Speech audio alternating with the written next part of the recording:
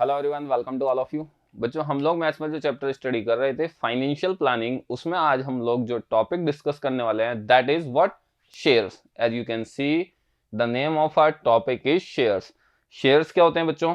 हम लोगों ने जब फाइनेंशियल प्लानिंग चैप्टर को स्टार्ट किया था तो इनिशियल लेवल पर हम लोगों ने देखा था कि हमारे पास इन्वेस्टमेंट के कई सारे डिफरेंट टाइप्स होते हैं। ओके, पहले के टाइम में बच्चों क्या किया जाता था, जब हम लोग इन्वेस्टमेंट करते थे या हम लोग सेविंग करते थे तो हम लोग सेविंग के नाम पर जो हमारा अमाउंट बचता था उसको क्या कर देते थे, सैलरी में से जो अमाउंट बचता था उसको बैंक में डिपॉजिट कर देते थे। ओके, और वहां पर हमारी सेविंग हो जाती थी। हम लोग उस अमाउंट की एफडी यानी कि फिक्स डिपॉजिट कर देते थे, तो हमारे पास जो है फिक्स डिपॉजिट के बिहाफ पर उस पर कुछ इंटरेस्ट मिलता था और हमारा अमाउंट जो है वो सेव होता जाता था। ओके, इसके बाद बच्चों हमारे पास जो है हम लोगों ने देखा कि अगर हम लोग इन्वेस्टमेंट या सेविंग करना चाहें तो हमारे पास इन्वेस्टमेंट या सेविंग के लिए फिक्स डिपॉजिट या बैंक में डिपॉजिट करने के अलावा और भी कई मीडियम्स हैं। ओके, कौन कौन से और मीडियम हैं?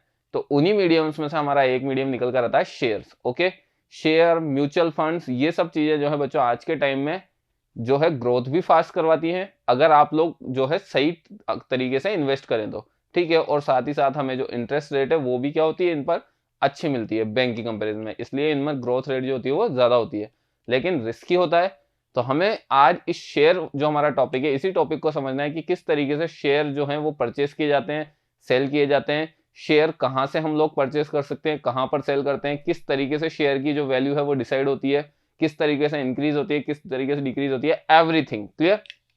शेयर के बारे में एक ब्रीफ इंट्रोडक्शन जो है वो मैंने आपको, हम लोगों ने जब चैप्टर स्टार्ट किया था तब भी दिया था कि किस तरीके से शेयर जो है हम लोग परचेस करते हैं और सेल करते हैं। लेकिन आज इस चैप्टर में पूरा, आज इस लेक्चर में हम लोग जो पूरा शेयर मार्केट है उस शेयर मार्केट को डिस्कस करेंगे। क्लियर?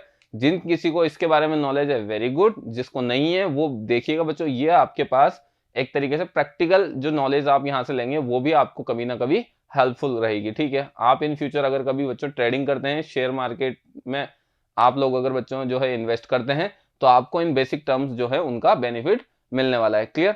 तो चलिए स्टार्ट करते हैं आज का सेशन और देखते हैं शेयर्स होते क्या हैं एक्चुअली में। ओके, फर्स्ट ऑफ ऑल हम लोग बच्चों यहाँ पर हम लोग थोड़ा सा ग्राफिकली और डायग्रामेटिकली चलेंगे। ठीक है, जिससे क्या है आप लोगों को इन इमेजेस की हेल्प से चीजें, कहानी समझ आती जाए। अगर मैं डेफिनेशन आपको यहाँ शो कर दूं, शेयर की डेफिनेशन क्या होती है, इससे रिलेटेड टर्मिनोलॉजी, तो आप लोग जो है कुछ टाइम याद रखेंगे उसके बाद भूल जाएंगे। तो हमने यहाँ पिक्चर रिप्रेजेंटेशंस किए हैं। ठीक है, उन पिक्चर्स की हेल्प से हम लोगों ने एक कहानी क्रिएट की है, उस कहानी को आप जो है वो लिंक करते हुए चलिएगा तो आप लोगों को जो चीजें हैं वो काफी लंबे टाइम तक ध्यान रहने वाली है। ओके, तो देखिए हुआ क्या।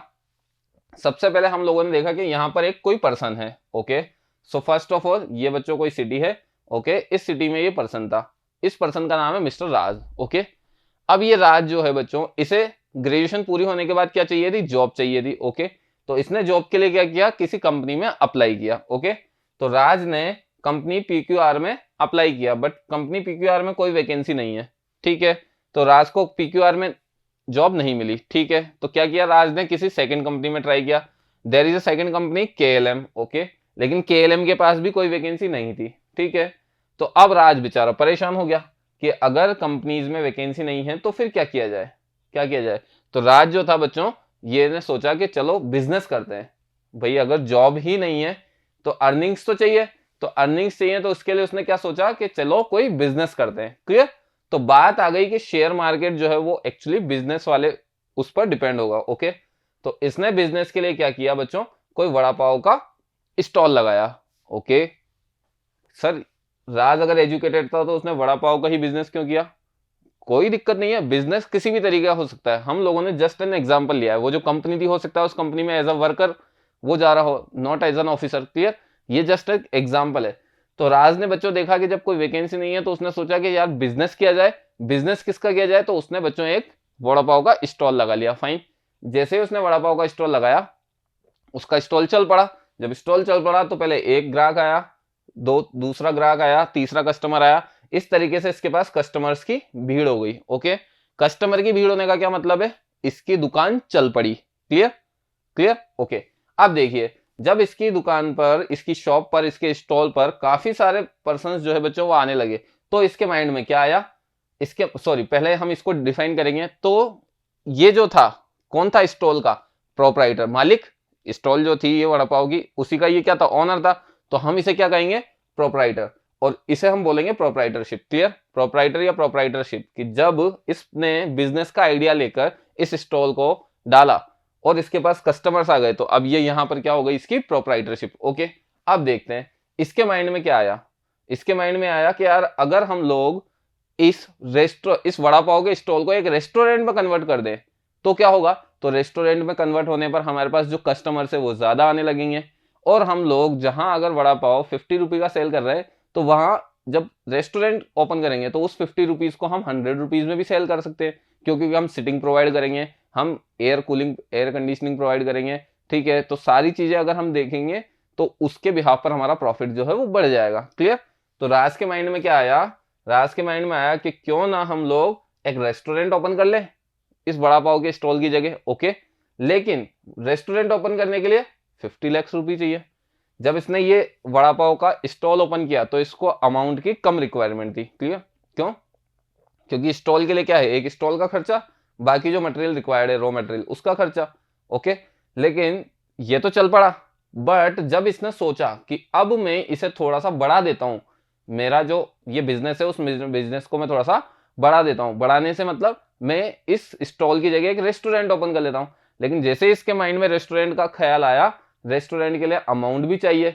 कितना अमाउंट चाहिए, 50 लाख रुपीज। अब 50 लाख कहां से लाए, तो देखिए कहानी में क्या ट्विस्ट आया, 50 लाख रुपीज इसके पास नहीं थे, 50 लाख रुपीज इसके पास नहीं थे, तो इसने क्या किया, इसने इसके फ्रेंड्स से कांटेक्ट किया। ओके, तो आगे की कहानी क्या हुई, 50 लाख रुपीज इसके पास नहीं है तो ये चला। ओके, कहां चला, ये गया इसके फ्रेंड्स के पास, ये दोनों इसके दोस्त थे। इसने इनसे बातचीत की, क्या बातचीत की, कि यार मैंने एक स्टॉल डाला था वड़ा पाव का, अच्छा वो चल पड़ा, मेरी अच्छी सेल हो रही है, मुझे अच्छा प्रॉफिट हो रहा है। ओके, अब क्या है, अब मैं चाहता हूं, राज बोल रहा है कि अब मैं चाहता हूं कि जो हमारा स्टॉल है उस स्टॉल की जगह हम लोग एक रेस्टोरेंट खोलें। अच्छा, अगर रेस्टोरेंट ओपन करेंगे तो हमारे पास जो है और ज्यादा कस्टमर्स आएंगे, हमारा प्रॉफिट और बढ़ जाएगा। फाइन, इन्हें ये आइडिया अच्छा लगा।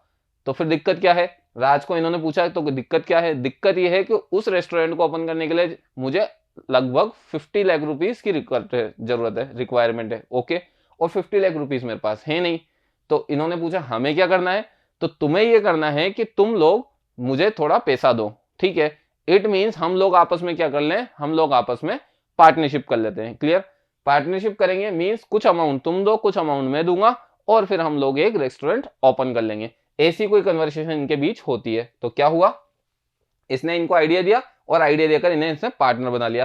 तो यहां हो गई इन दोनों की, तीनों के बीच में पार्टनरशिप। ओके, जैसे ही पार्टनरशिप हुई इन्होंने क्या ओपन कर लिया, रेस्टोरेंट। ओके, अब ये रेस्टोरेंट ओपन करने के बाद क्या हुआ, ये इसका जो फ्रेंड सर्किल था उसके साथ इन्होंने रेस्टोरेंट ओपन कर लिया। ओके, इसके पास जैसे ही इन्होंने रेस्टोरेंट ओपन किया क्या हुआ, अब इनके माइंड में फिर से एक ख्याल आया। ख्याल क्या है, रेस्टोरेंट तक की कहानी समझ आ गई। ओके, इन्होंने आपस में फिर से मीटिंग की। मीटिंग करने के बाद इनके माइंड में क्या ख्याल आया कि अपना जो रेस्टोरेंट है वो काफी अच्छा चल रहा है, अच्छा सेल भी अच्छी हो रही है, वेरी गुड, हमारे पास कस्टमर्स भी आ रहे हैं। ओके, और हमें प्रॉफिट भी अच्छा हो रहा है। ओके, अब क्या करना चाहिए, तो अब क्यों ना हम हमारा जो रेस्टोरेंट है उसकी ब्रांचेस खोल लें। ब्रांचेस से मतलब आपने देखा है बच्चों, अगर कोई शॉप होती है, फॉर एग्जांपल कोई भी फ्रेंचाइजी या कोई भी जो कंपनी होती है वो क्या होती है, अगर अच्छी ग्रोथ करती है तो उसके हमारे पास डिफरेंट डिफरेंट क्या हो जाते हैं, डिस्ट्रीब्यूटर हो जाते हैं सेम कंपनी के। क्लियर, जैसे कि आप लोग देख रहे हैं कई सारी कंपनीज है हमारे पास जिनके अलग अलग सिटीज में, अलग अलग स्टेट में ऑफिस बने हुए हैं। क्लियर, एक मेन कंपनी है और उसी के नाम से हम लोग क्या कर देते हैं, उसके सब्सिट्यूट को क्रिएट कर देते हैं। तो इन्होंने भी यही प्लान किया कि क्यों ना हम हमारा जो रेस्टोरेंट है उसको और ज्यादा बड़ा करें। अब रेस्टोरेंट तो एक ही है, उसको तो बड़ा कर नहीं सकते, तो इसका मतलब हम लोग हमारे रेस्टोरेंट को डिफरेंट डिफरेंट सिटीज जो हैं उनमें भी ओपन करते हैं। फॉर एग्जाम्पल अगर आज हमारा रेस्टोरेंट मुंबई में चल रहा है तो हम लोग हमारा एक रेस्टोरेंट दिल्ली में भी खोल देते हैं, एक रेस्टोरेंट हम लोग कोलकाता में ओपन कर लेते हैं, एक रेस्टोरेंट हम बेंगलोर में ओपन कर लेते हैं, एक रेस्टोरेंट हम जो है अहमदाबाद में ओपन कर लेते हैं। तो हमारे पास जब बहुत सारे रेस्टोरेंट ओपन हो जाएंगे तो फिर वहां पर भी बहुत सारे कस्टमर्स आ जाएंगे हमारे नाम से, क्योंकि हमारा रेस्टोरेंट अच्छा चलता है। और जब कस्टमर्स ज्यादा होंगे, डिफरेंट डिफरेंट सिटीज में होंगे, तो हमारा प्रॉफिट और ज्यादा बढ़ जाएगा। तो इनके माइंड में क्या डाउट आया कि हम लोग क्या करते हैं, ये देखिए ये जैसे कि फॉर मैप एग्जाम्पल मैप है, ठीक है, कहाँ का, बॉम्बे का। तो इन्होंने क्या सोचा कि इसमें हम लोग इन सभी जगहों पर क्या करते हैं और हमारे जो है ब्रांचेस ओपन कर लेते हैं। एक ब्रांच इनकी ऑलरेडी चल रही है, इन्होंने 10 ब्रांचेस और ओपन करने का सोचा कि अपन सांता क्रूज में, अंधेरी में, बांद्रा में, सियोन में, माटुंगा में, दादर में, सीएसटी में और इन बाकी सभी बोरीवली में, इन सभी जगह पर हमारी और ब्रांचेस ओपन कर लेते हैं। क्लियर। अब जब इन्होंने आपस में आइडिया शेयर किया कि हाँ यार आइडिया तो अच्छा है, लेकिन हमें पता है कि आइडिया अच्छा है पर इस आइडिया को इंप्लीमेंट करने के लिए हमें फिर क्या चाहिएगा, पैसा। क्योंकि जब उसने वड़ा पाव का एक स्टॉल ओपन किया था तब तो उसे पैसे की जरूरत नहीं थी, इतना पैसा उसके पास था और उसने ओपन कर लिया। जैसे ही उसने स्टॉल से स्विच किया किस पर, एक रेस्टोरेंट पर, तो उसे फिर पैसे की जरूरत हुई और उसने क्या किया, उसके फ्रेंड्स के साथ पार्टनरशिप की और फ्रेंड्स और उसने आपस में मिलकर रेस्टोरेंट ओपन कर लिया, एक रेस्टोरेंट। अब जब उन्होंने प्लान किया कि हम लोग और रेस्टोरेंट ओपन कर लेते हैं, ठीक है, तो जब और रेस्टोरेंट ओपन अगर वो करेंगे तो उन्हें फिर से अमाउंट की जरूरत होगी। तो देखिए जब अगर वो इस तरीके से रेस्टोरेंट और ओपन करने का सोच रहे हैं तो उन्होंने कहा कि ओपन तो कर लेंगे लेकिन अब हमें चाहिए अमाउंट। कितना हमें अमाउंट चाहिए? 55 करोड़। 55 करोड़ कैसे? क्योंकि मान लीजिए अगर उन्होंने जब एक रेस्टोरेंट ओपन किया था, बच्चों, तो उन्हें कितने की जरूरत पड़ी थी? 5 करोड़ की। ओके, अगर वो 10 रेस्टोरेंट और ओपन कर रहे हैं यानी कि 11 रेस्टोरेंट अगर ओपन कर रहे हैं तो कितने की जरूरत पड़ेगी? 55 करोड़ की। यस। तो इन्होंने कहा कि यार रेस्टोरेंट तो ओपन कर लेंगे, कोई दिक्कत नहीं है, बट हमें चाहिए अमाउंट। कितना अमाउंट? 55 करोड़। इसे कहां से लाएंगे? बात तो सही है, 55 करोड़ रुपए बहुत बड़ी अमाउंट है। ठीक है, अगर इस तरीके से हमें ब्रांच ओपन करने के लिए, सॉरी 50 लाख था हमारे पास वो, ठीक है, ये जस्ट एन एग्जांपल है, आप समझ सकते हैं। ठीक है, कि अगर मान लीजिए उनको इस तरीके से इतनी सारी ब्रांचेस ओपन करनी है और इतनी सारी ब्रांचेस ओपन करने के लिए उन्हें रिक्वायर्ड है कितने? 55 करोड़ रुपीस। तो इन लोगों के पास तो 55 करोड़ रुपीस है ही नहीं, इनके पास तो 50 लाख थे जो उन्होंने लगा दिए और 50 लाख लगाकर इन्होंने क्या किया, अपना जो एक रेस्टोरेंट था वो ओपन कर लिया। अब इन्हें इतने सारे रेस्टोरेंट और ओपन करने के लिए रिक्वायर्ड है 55 करोड़ रुपीस। तो क्या करेंगे ये और लोगों को अपना पार्टनर बनाएंगे। तो इन्होंने फिर मार्केट में बोला कि यार तू भी आ जा, तू भी आ जा, तू भी आ जा, ठीक है, तुम सब लोग आ जाओ और अपन लोग क्या करेंगे, 55 करोड़ रुपीस कलेक्ट करके और रेस्टोरेंट की ब्रांचेस डालेंगे। जब इसने इतने सारे लोगों को बुला लिया उसके बाद इन्होंने अमाउंट कलेक्ट किया, तो कितना अमाउंट कलेक्ट हुआ? 5 करोड़ रुपीस। क्लियर, क्योंकि 55 crore is a huge amount. जब इन्होंने बाकी लोगों को अपने साथ मिलाया तब भी इनके पास कितना करोड़ हुआ? 5 करोड़।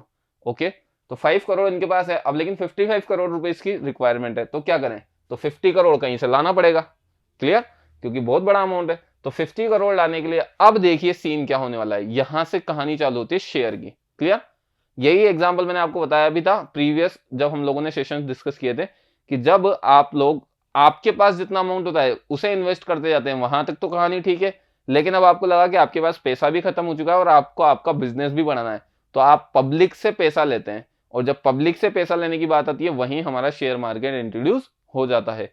Is it clear? तो देखिए 5 करोड़ इन्होंने आपस में कलेक्ट कर लिया, 50 करोड़ रुपीस की अब बात रुक गई। तो अब 50 करोड़ हमारे पास नहीं है, 50 करोड़ नहीं है तो हम लोग क्या करेंगे? 5 करोड़ हमारे पास है। यस, तो इस 50 करोड़ को करने के लिए हम लोगों ने, अब देखिए कहानी क्या बनेगी। 50 करोड़ गणित किसकी है? 50 करोड़ की। 5 करोड़ तो आपके पास आ चुका है, उसकी आपको जरूरत नहीं है।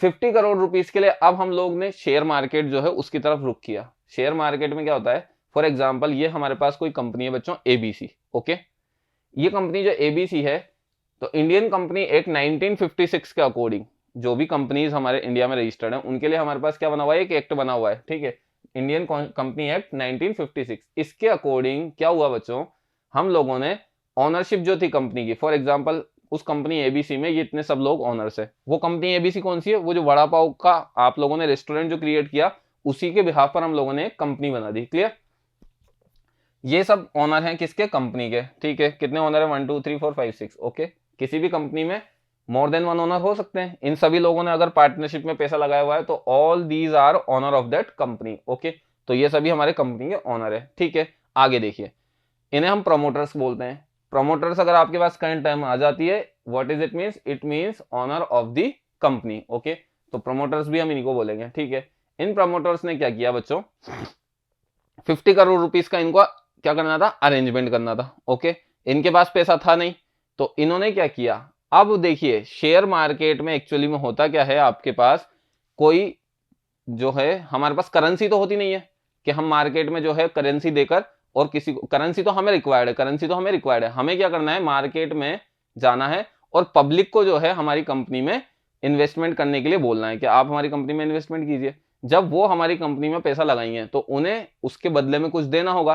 तो हम लोग क्या करते हैं, एक शेयर का फॉर्मेट तैयार करके वो उसे एज अ सिक्योरिटी दे देते हैं कि आप कंपनी में पैसा दीजिए और उसके बदले में इस पेपर को रख लीजिए।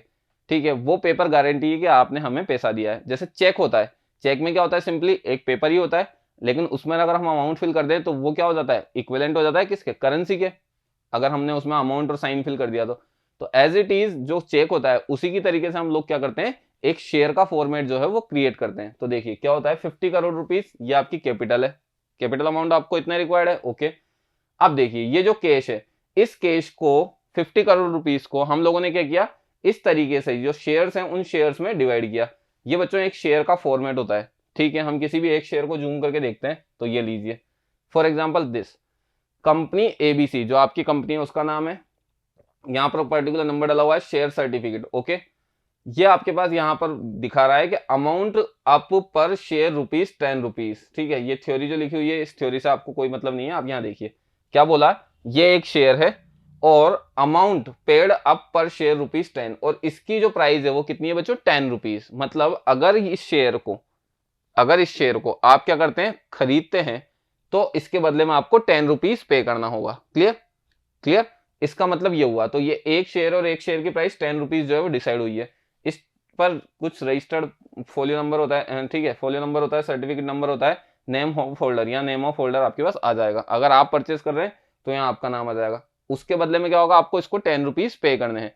₹10 पे करेंगे, वो आपको ये एक जो पेपर है वो दे देंगे। इसका मतलब उस पेपर की वैल्यू जो है वो कितनी रुपीस हो गई, ₹10। क्लियर, तो ये एक शेयर का फॉर्मेट होता है। क्लियर है, नोट स्क्रीनशॉट ले लीजिए आप चाहें तो। चलिए, तो इस तरीके से जो एक शेयर है हमारे पास, इसकी ये अमाउंट है कितनी, ₹10। ठीक है, ये होती है बच्चों फेस वैल्यू। जब इनिशियली किसी भी शेयर को हम लोग क्या करते हैं, वैल्यू देते हैं, तो वो वैल्यू किस नाम से आती है, फेस वैल्यू के नाम से। क्लियर, तो अगर आपसे पूछा जाए कि इस शेयर की फेस वैल्यू कितनी है तो आप क्या कहेंगे, ₹10। ओके, तो अगर ₹10 एक शेयर की वैल्यू है, हमें कितने शेयर्स रिक्वायर है, 50 करोड़ के। तो 50 करोड़ रुपीस के लिए ऐसे कितने शेयर हमें चाहिए, 50 करोड़ डिवाइडेड बाय 10, क्योंकि ₹10 एक शेयर की वैल्यू है, that means 5 crore shares, we need 5 crore shares. तो यहां देखिए, अगर 50 करोड़ रुपए कैपिटल अमाउंट हमें रिक्वायर्ड है और एक शेयर जो है, ये जो शेयर्स आपको यहाँ दिख रहे हैं, इन शेयर्स की वैल्यू कितनी है, ₹10 है फेस वैल्यू। तो इसके बिहाफ पर number of shares find out की कितने होंगे, तो 50 करोड़ रुपीस, एक शेयर की value ₹10, so 5 crore shares will we need to equalise the 50 crore rupees. Okay, अब ये 5 करोड़ शेयर जो है हम लोगों ने क्या किए, बना लिए। ओके, अब इन 5 करोड़ शेयर्स को हम क्या करेंगे, कंपनी एबीसी जो है, इस एबीसी को 50 करोड़ रुपीस चाहिए। ओके, तो इसको चाहिए 50 crore, need money how much, 50 crore. 50 crore के लिए इसने क्या किया, शेयर्स जो हैं वो क्रिएट किए, और शेयर की जो फेस वैल्यू कितनी है, ₹10। तो इसके बिहाफ पर इसने कितने शेयर किए, 5 करोड़ शेयर्स। तो नंबर ऑफ शेयर्स इसके पास कितने आ गए, 5 करोड़। ओके, इसने फेस वैल्यू ₹10 के बिहाफ पर 5 करोड़ शेयर्स अपने पास क्रिएट कर दिए।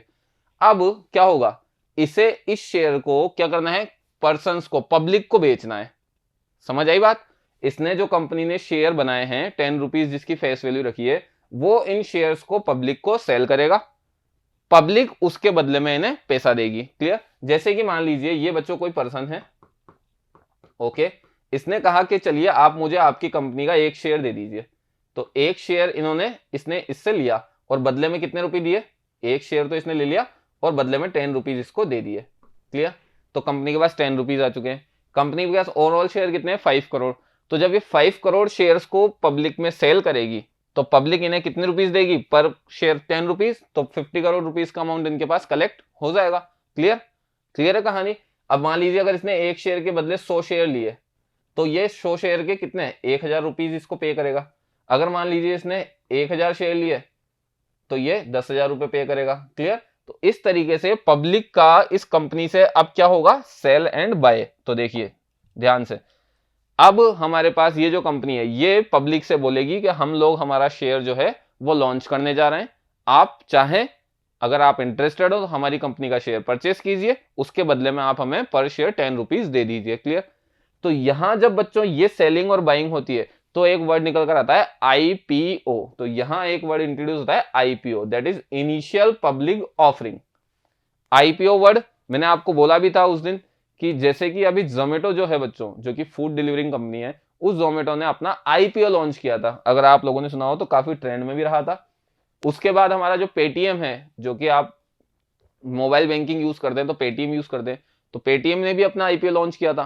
तो वो आईपीओ जो वर्ड होता है उसका मतलब होता है इनिशियल पब्लिक ऑफरिंग। मतलब जब कंपनी बड़े लेवल पर चली जाती है, उससे मनी की नीड होती है, तो वो क्या करती है, अपना आईपीओ लॉन्च कर देती है, पब्लिक को बोलती है कि आप हमारे शेयर लीजिए और हमें पैसा दीजिए। क्लियर?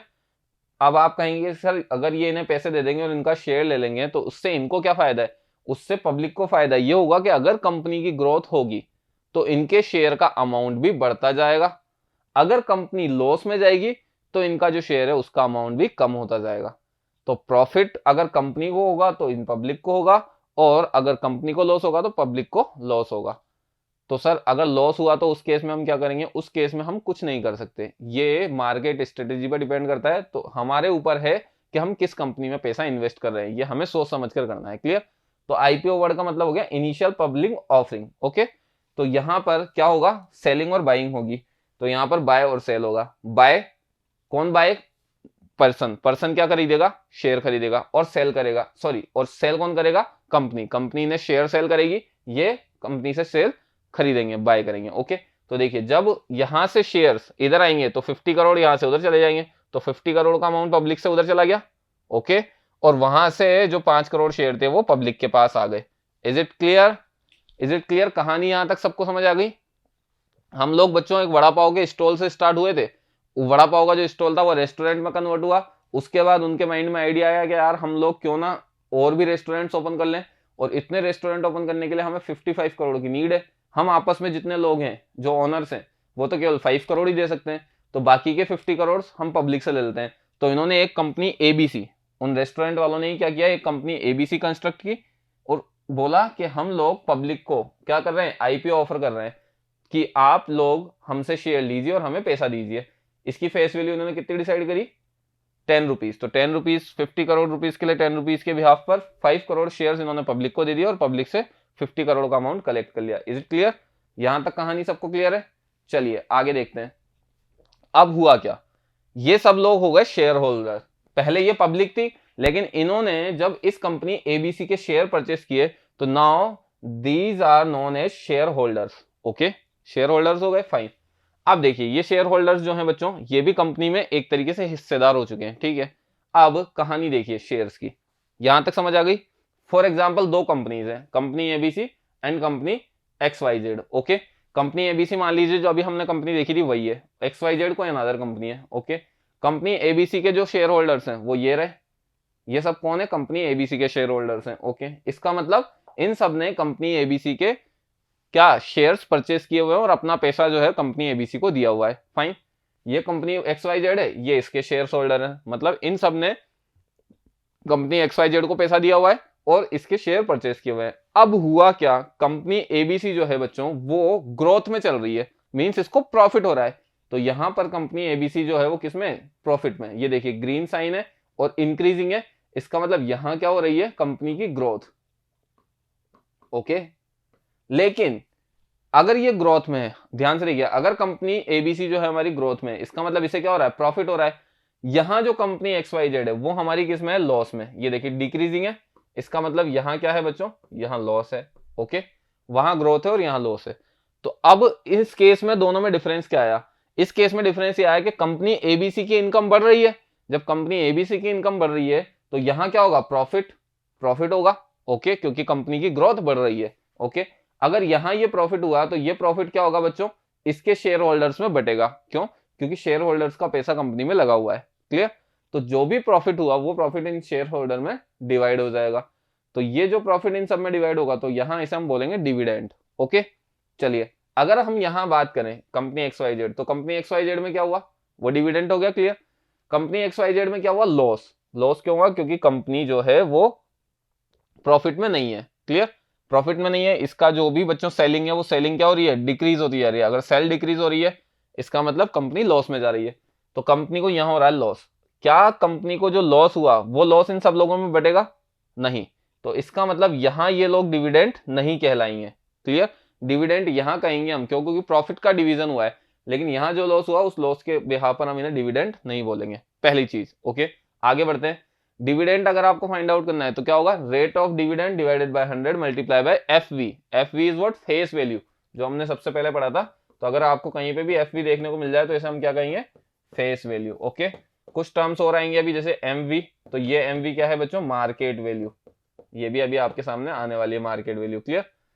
तो डिविडेंड को अगर फाइंड आउट करना है तो rate of dividend by 100 multiply by face value. ये फॉर्मूला आपको आगे यूज आ सकता है। क्लियर? तो एबीसी प्रॉफिट में थी तो प्रॉफिट बढ़ जाएगा तो डिविडेंड हो जाएंगे। एक्स वाई जेड लॉस में है तो लॉस आपका यहाँ डिवाइड नहीं होगा, दैट्स वाई ये डिविडेंड नहीं होंगे। डिवाइड क्यों नहीं होगा? क्योंकि लॉस का मतलब है अमाउंट तो कुछ मिल ही नहीं रहा, कंपनी तो नुकसान में है, तो नुकसान में तो बटेगा क्या? तो ये डिविडेंड नहीं है। ठीक है, अब देखिए होता क्या है आगे। अब हम लोगों ने कहा कि ये सब प्रॉफिट में, इन्होंने कहा कि हमें जो है कंपनी एबीसी के जो शेयर है वो सेल करने हैं। ठीक है, wants to buy share of company ABC. और ये जो सब शेयर होल्डर्स हैं ये किसके हैं? एबीसी के। ये तो फायदे में है। ये किसके हैं? एक्स वाई जेड के। ये नुकसान में है। ये क्या चाहते हैं कि यार एबीसी के शेयर हमें मिल जाएं। क्यों? क्योंकि वो कंपनी फायदे में है, हमारी कंपनी तो नुकसान में जा रही है। तो ये जो है वो एबीसी के शेयर खरीदना चाहते हैं। ठीक है, तो wants to buy share of company ABC, ये सब एबीसी के शेयर खरीदना चाहते हैं। तो क्या ये लोग डायरेक्टली एबीसी से अपने शेयर परचेस कर सकते हैं? नहीं। क्यों? डायरेक्टली किसी कंपनी से शेयर परचेस करने का कोई मीडियम नहीं है। तो इसका मतलब यह है कि बीच में कोई ना कोई मीडिएटर होगा। ओके, तो मीडिएटर कौन होगा? तो मीडिएटर होता है बच्चों शेयर बाजार, शेयर मार्केट। तो देखिए अगर ये लोग एबीसी के शेयर परचेस करना चाहें डायरेक्टली तो डायरेक्टली ये परचेस नहीं कर सकते। तो फिर क्या होगा आगे देखिए। क्यों क्यों नहीं कर सकते? तो देखिए कंपनी एबीसी और कंपनी एक्स वाई जेड के बीच में होगा शेयर मार्केट। शेयर मार्केट वो मार्केट होता है जहां पर इंडिया की जितनी भी कंपनीज हैं जो कि शेयर होल्डर्स के थ्रू रन होती हैं, वो सभी जो है इस शेयर मार्केट में एनरोल होती हैं।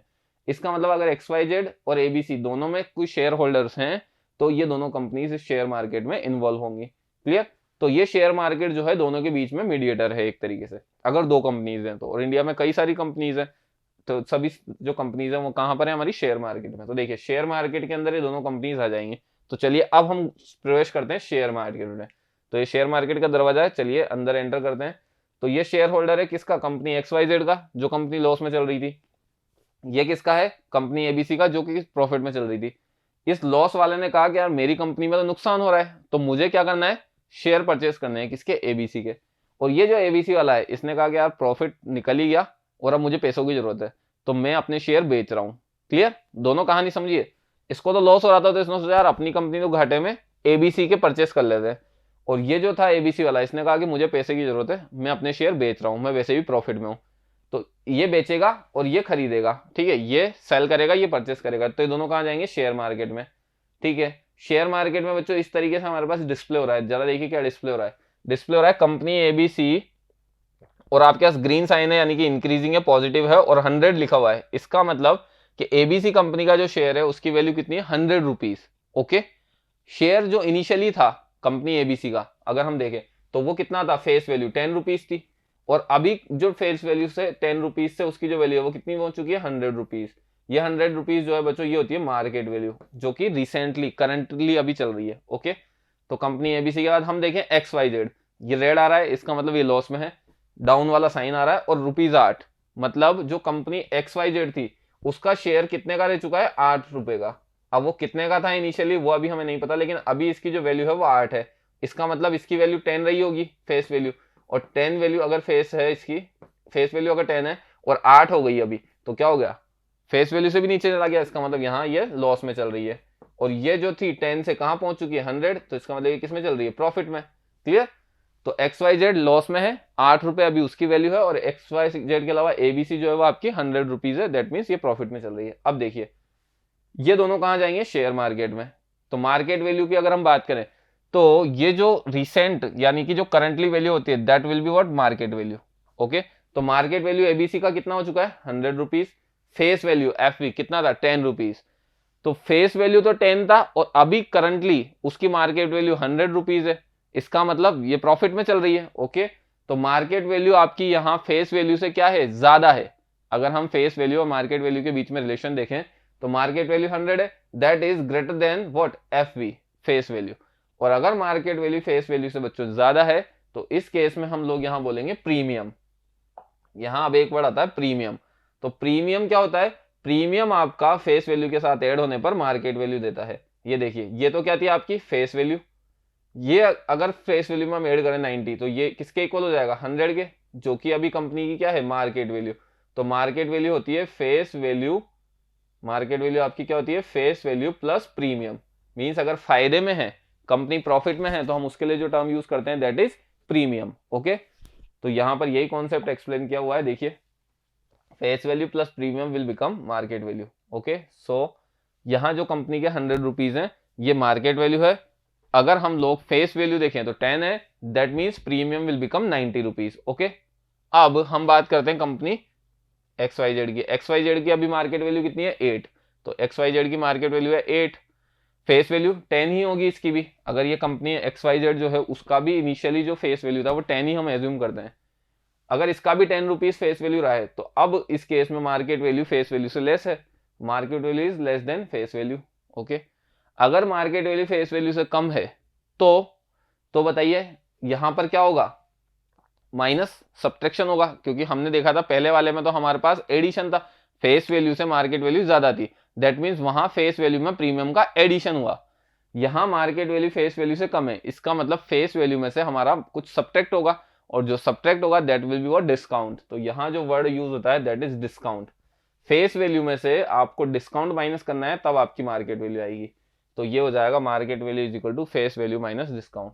Clear, market value is equal to face value minus discount. तो दोनों फॉर्मूले याद रखना है, ये वाला भी और एक market value is equal to face value plus premium. Clear, ये होता है जब आपकी कंपनी प्रॉफिट में होगी, ये होता है जब आपकी कंपनी लॉस में होगी। डिस्काउंट, तो ये डिस्काउंट कितना हो जाएगा, 2 रुपीज। क्यों, क्योंकि 10 से भी 8 ही रहेगी वैल्यू, इसका मतलब ये 2 रुपीज का डिस्काउंट हो गया। क्लियर, नोट डाउन कीजिए। तो अब क्या होगा बच्चों, ये चीज समझ गए आप कि मार्केट की जो वैल्यू होती है वो क्या होती है, फेस वैल्यू। अगर मार्केट वैल्यू से ज्यादा है तो क्या होगा, फेस वैल्यू, मार्केट वैल्यू से कम है तो क्या होगा। ओके, अब ये दोनों गए कहाँ गए, शेयर मार्केट में। क्यों, क्योंकि इसे तो क्या करना था, एबीसी के शेयर खरीदने, और इसे एबीसी के शेयर परचेस करने, सॉरी सेल करने। तो इसे परचेस करने, इसे सेल करने, तो डायरेक्टली आपस में नहीं ले सकते कि ले तू ये वाला शेयर मुझसे ले ले और मुझे इसके बदले में जो भी अमाउंट है वो पे कर दे, ऐसा नहीं होता। इन दोनों के बीच में एक मीडिएटर होता है जो कहाँ होता है, शेयर मार्केट में। तो देखते हैं कौन है, तो चलिए अंदर। तो हम लोग अंदर आए, ये लीजिए, ये महाशय जो है बच्चों ये है ब्रोकर।